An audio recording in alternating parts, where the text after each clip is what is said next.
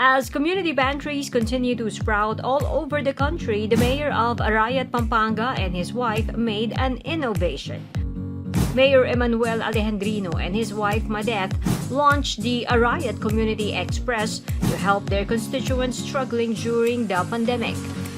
Arayat's community pantry goes around barangays.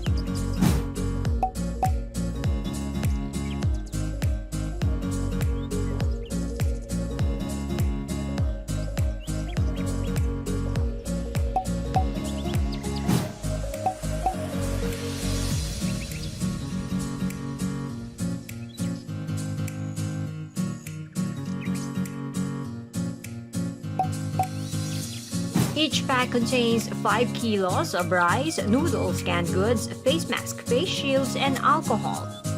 The mayor and his wife are both COVID-19 survivors, and the Arayat Community Pantry Express is part of their renewed commitment to public service.